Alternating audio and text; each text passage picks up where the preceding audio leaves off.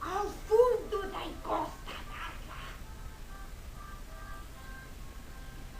cruelmente desesperada no coração,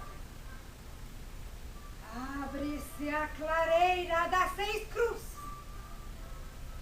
Lá mesmo, ao fundo, como que engastada na terra amarga, desengastada do mundo amplexo da mais peçonhenta. A terra de carvão negro é o único sítio úmido nesta fenda de rochedo. O rito é um novo sol passar por 7 pontos antes de explodir no orifício da terra. E há 6 homens para cada sol. E o 7º homem, que é o sol, vestido de negro e carne viva. Ora, esse 7º homem é um cavalo.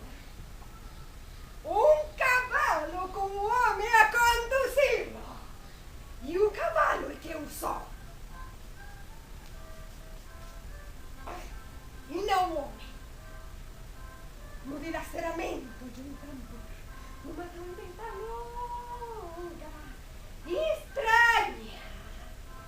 E os 6 homens que estavam deitados, rolados pelo chão, brotam sucessivamente como gerações, como sóis,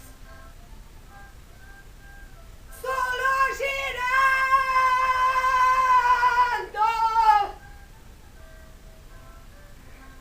frutos de água,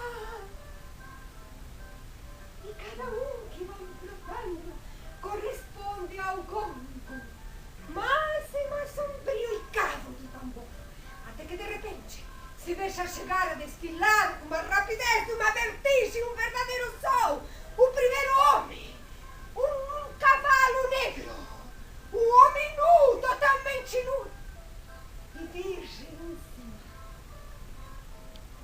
E na descida vem em meandros circulares e o homem de carne e sangue espanta-se e caracoleia sem fim no alto do rochedo até os 6 homens desenraizar por completo as 6 cruzes. Ora, o rito maior é justamente o olhão da cruz.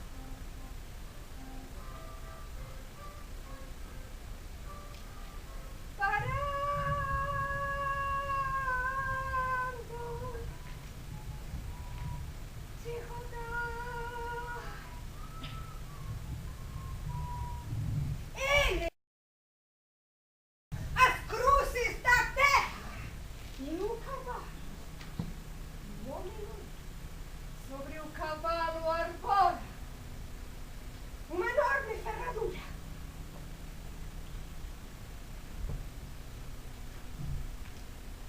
Que num golpe feito encharcou de sangue.